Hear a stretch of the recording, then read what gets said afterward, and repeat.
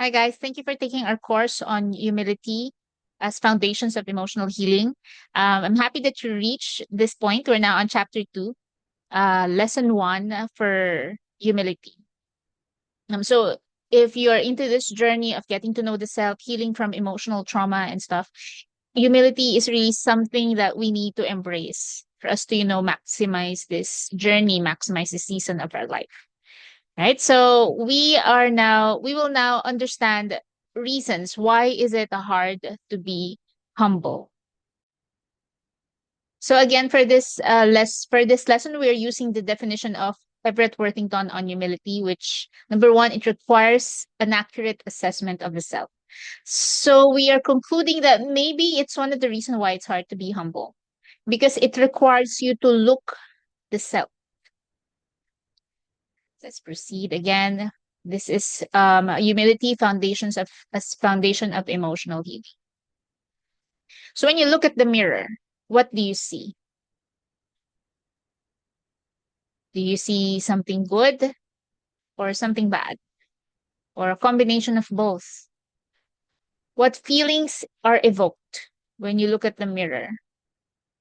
Are these good feelings or uncomfortable feelings? Who are you? What are your gifts and talents? What are your values?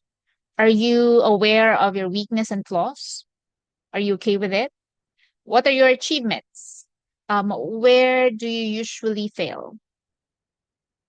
Are you aware that you have tendencies to fail? Are you aware of your patterns, um, behavioral patterns and thinking patterns? And with those patterns, how do you think your future looks like? What is the future you? Who is the present you? And what's the future you? What are your hopes and dreams? What do you think is your job, calling, purpose in life? What are your current roles in life? What do you look like? When you look at the physical attributes, the color of your hair, the color of your eyes, your health condition, and your skin, your eyes, everything around about your physical aspect, what do you see? And do you like what you see? What is your family and cultural background? So these are some questions po that we can ask to describe who we are. For this lecture, we will be using the teaching or the description of selves by Colin Tipping. He created a book about radical self-forgiveness, right? So for this one, we see that he said that we have different selves, right? So according to him, we have the inferred self, the inner critic, the saboteur self, the ideal self, the socially modified self, disowned sexual self, and the lost self. And we have the authentic self, right? The authentic self is the expression, the natural essence of the human being, of you. It's the core of your personality, your basic character, your genetically determined disposition, and a way of being, both good and bad. So the authentic self is the true self. It's your own expression, values, thoughts, feelings, right? That is not influenced by um, other people. It's the very authentic you. But we also have, the inferred self. This is the part of you that is um, the sense of self that is perceived. So that's who you think you are. So whatever you answered in the questions on the first slides, no, that's your inferred self. It is the sense of self that becomes generated in your mind based on feedback you get from other people. So usually in healing, we are healing the inferred self. For example, your mom tells you that you're stupid, you're no good, you're useless. Then and you receive it. That is your inferred self, but that's not your authentic self. You know, the inferred self is the self that you embraced. So the inferred self is the self that you embraced based on the feedback of other people, right? So sometimes It's verbal feedback. Sometimes it's emotional feedback. So when people just smirk at you or just rejects you, even in their mind, you will feel it. So for example, when you were when your mom is carrying you in the womb and um she tried to abort you. She doesn't like to have a baby. That could also be an inferred self. So inferred self can also be nonverbal. So when you were raised by hostile parents, when you were abandoned, when you were young. So the inferred self could be, I am not important, I am not valued, or I don't deserve to live, I want to die, like that. So usually the inferred self is the one that goes to therapy. Um, So we also have the inner critic. This is the voice of our parents that we have internalized as our own voice. So let's go with the inner critic. The inner critic and the self saboteur sabotages us from achieving our dreams and wants to keep us inside our fears and comfort. Inner voice that punish, shame, and rejects you from misbehavior. This is the self-righteous voice inside you. So we have the saboteur self. That is the self that um, wants to keep you in your comfort zone, wants to keep you safe. So by nature, our mind wants to keep us safe, right? So sometimes the saboteur self contradicts faith, right? Especially if um, stepping up in faith is not comfortable. So usually that self and the obedient self will be fighting inside you, right? And we also have the inner critic. This is the voice that punishes, shames, and rejects you for your misbehavior. So if you grew up from parents that are very critical, very hostile, right? And the discipline was very harsh. You might have a very, very loud inner critic where you always shame yourself, reject yourself if you misbehave or punish yourself, right? These are the hostile people. And the harsh people. So when you make mistakes, around them you will walk on eggshells. If you see these people with higher inner critic, you don't feel safe with them because they always have a mistake. They will always look for a mistake, right? And they will always criticize. This is also the self-righteous voice inside you. Again, the inner critic is coming from the internalized voice of your critical parent or the voice that was made to fill in the void if you are abandoned. So, for example, your parents abandoned you. So, you could also develop an inner critic with that when your mind created thoughts like maybe you're not important, that's why you're abandoned, that's why you're an orphan, or that's why they gave you to your uncle and auntie because they don't love you, right? So these voices we have to be very careful with this because this is really a stressful voice to listen to, and we want to make sure that we identify when the inner critic is talking. Yeah, so the inner critic, the saboteur self, it's almost similar, but the critic is more hostile. Again, inside us, there's no such thing as different selves. These are just different expressions of ourselves, but it's just you. There's no other being inside your body, just the Holy Spirit if you're a Christian. So again, we're not talking about multiple personality disorder or DID, dissociative identity disorder. We're talking about different voices inside our head, which is us as well. Um, Also, we have the ideal self. So the ideal self is the self that we would really like to be. Whereas the inferred self, as we perceive self, the ideal self is the fantasy self. So for example, um, this is very loud for people with narcissistic personality disorder, where they think yeah, they're so amazing, they are the best person, right? But that's a fantasy self. If you look at their life, it's not really that amazing. Maybe one area of their life is amazing, but on the other areas of their life will suffer because the other, maybe the career part is amazing, the church person part is amazing, but the relational part could be suffering, right? So ideal self is not the true self, it is the fantasy self. That's the part of you that maybe that's something that you want to become or something that you want That's something you aspire to be. But again, that's not the true self, that's the fantasy self.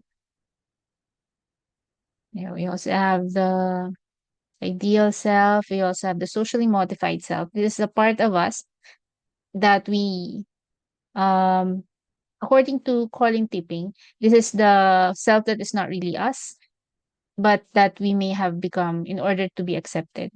The person others has wanted us to be. So he's saying that this is the part of us that we need to become to be accepted socially. Yeah. She said that it's not really us, but personally, I think we really have um to cooperate with the group or the society that we're in. It's not necessarily not us. So sometimes a part of us has to compromise to not compromise to sin, no, compromise for unity or you compromise for cooperation or for the good of the society. So I'd say the socially modified self is also us if we accept and value other people as well. Disowned or hated self. This is one of the reason why we have a hard time being humble because there are parts of us that we disowned or hated. How do you know if you have a disowned or hated self? Um, Look at the people that pisses you off, right? Are there people? Are there behaviors? Are there specific people that is not doing anything wrong with you, but you still are annoyed, right? Are there people that um you just hate out of nowhere, that ticks you off? So that is a cue that um that part of you is something that you haven't accepted yet. You haven't forgiven. You disowned it. You hated that part of you.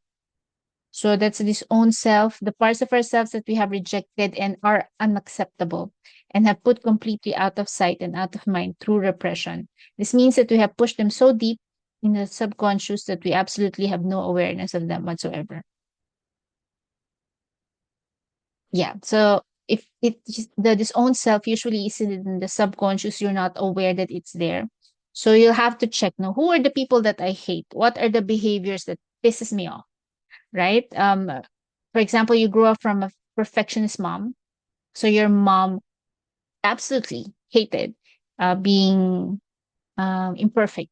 So your mom absolutely hated you for um, making mistakes. So that part of you that is lousy, that makes mistakes, that is not excellent, you usually um, hated it, but it's subconscious. So you don't know that you hate that part of you. But when you see that on other people, like you see another person that is lousy, you see another person that's not excellent, not perfect, or not doing their best, you would, there's tendency that you would hate that person as well. You see, if for example your dad committed adultery, right? And you also committed adultery in your marriage. So whenever you see someone that committed adultery, you hated that. So whenever you see someone committed the same thing, you'd hate that person. You would hate that person a lot, right? Because you have disowned, hated that self. So this is a very important in healing that we understand this part of ourselves. Where's that? Sorry. Because this is the part of ourselves that needs healing, needs to be seen. And this is the part of ourselves that needs the gospel. Because God did not come for the righteous, He came for the sinners. And um, when mostly we want to present the good parts of us, but the good parts of us um, don't need saving, right? What needs saving are the sick parts of us. So we have to be aware of that. What else? The sexual self. So we will have to understand that we are created male and female. Um, these are fundamental components of personality. This bears the imprint of the person's masculinity and femininity.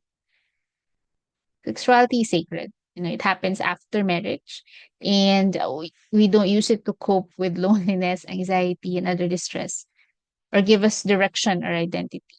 Right? This is a sacred act, union of two flesh, to become one, and it only happens under the blessing of marriage. Right? Nowadays, the line of sexuality is becoming blurred.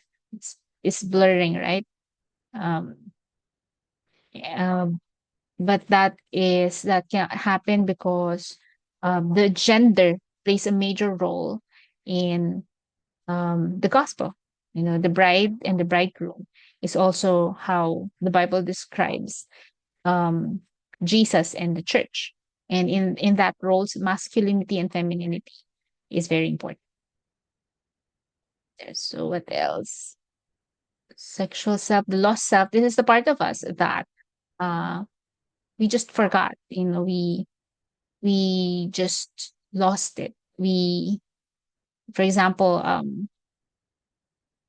the family. You're a family of doctors, but deep inside you have interest in painting or arts, right? So since you are a family of doctors and they don't want you to be a painter or an artist, so you pursue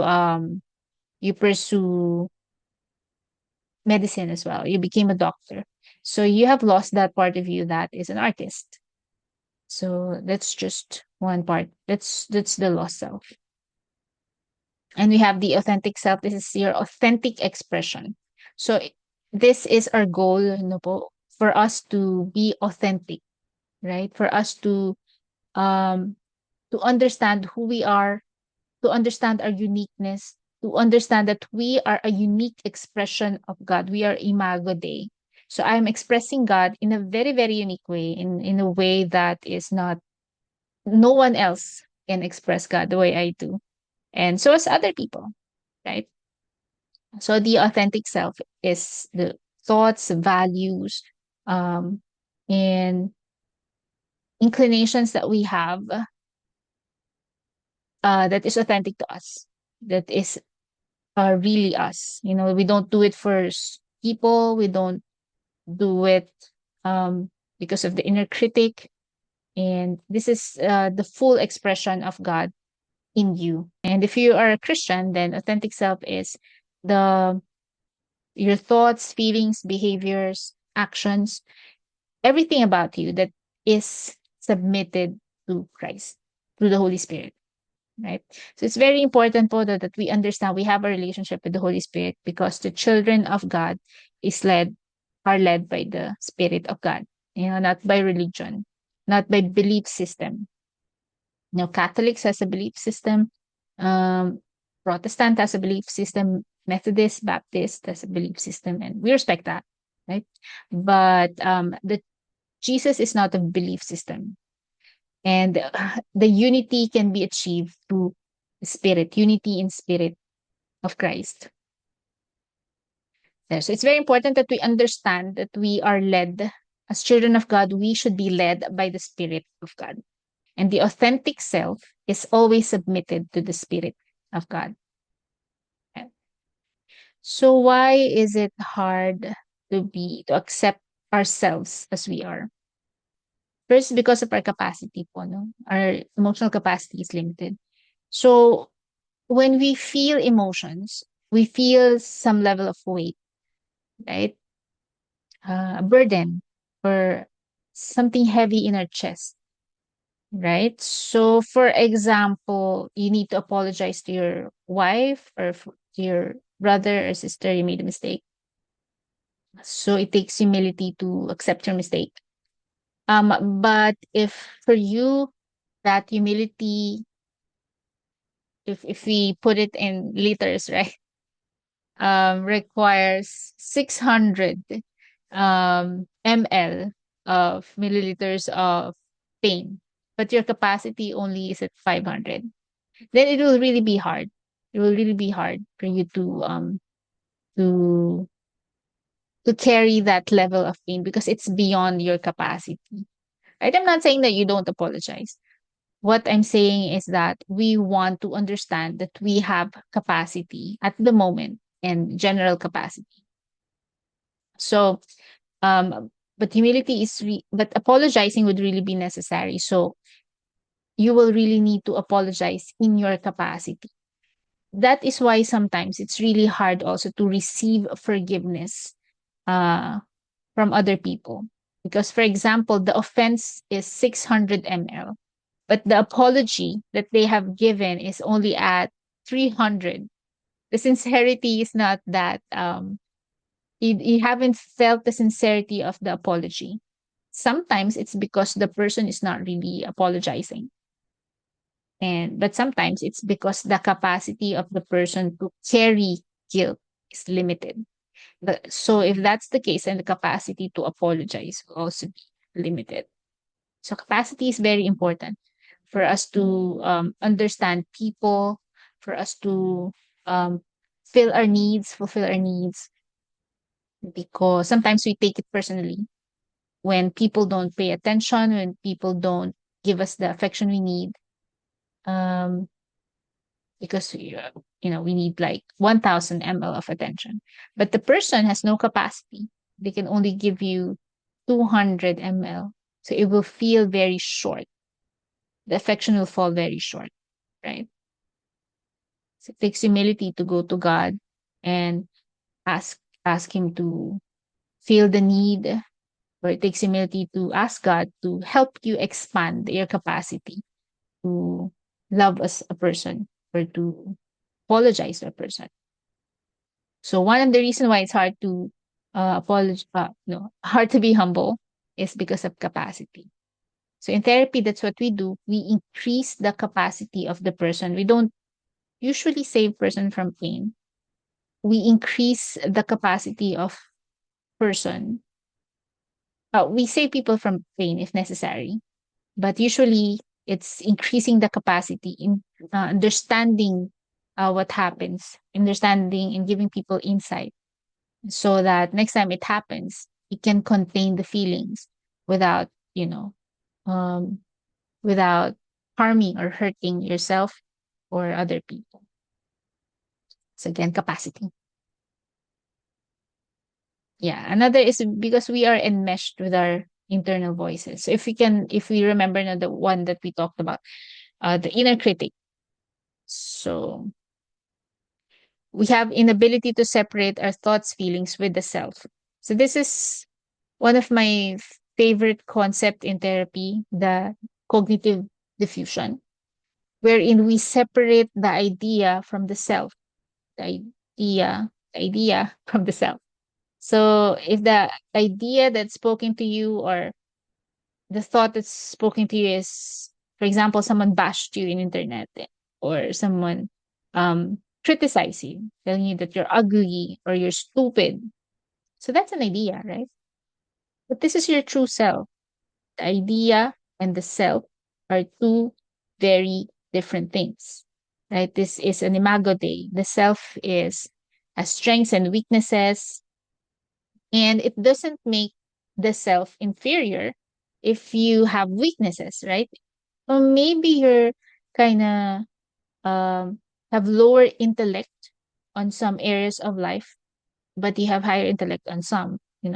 It is the Lord who gives us gifts and talents. It is the Lord who gives us um our abilities, right? So we can never really um humiliate a person or look down on a person because of the weakness. You cannot really say to your brother, you're stupid. Maybe you can say you did something stupid, right? But not attacking the identity. So usually this is the difficulty in mental health. No, we are enmeshed.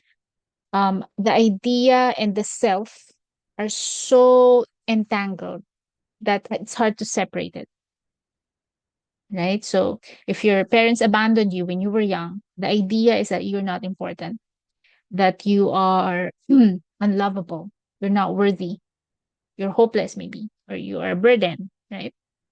So the idea became so enmeshed with identity, with the self, that you embraced it. You embrace the self as someone that's not worthy, hopeless, etc. Right? So what we do in therapy is also we separate the idea, we separate the self and the feelings connected to it with the identity, with your authentic self. Because the authentic self is valuable, it has value. It is the image of God. Among all the creation, the human beings are the image of God. And that has a value. You know, you existing is already valuable, right? So that's a second possible reason why it's hard to be humble, because we are enmeshed with our internal voices. And it's hard to um receive compliment. And that's also humility, no? If you have accurate assessment of the selves, the good and the bad.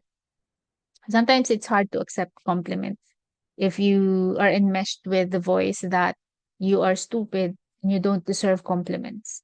You know, it's hard to ask for help because you think you don't deserve to be helped. You're a burden, right? We don't know how to separate the self from the thought.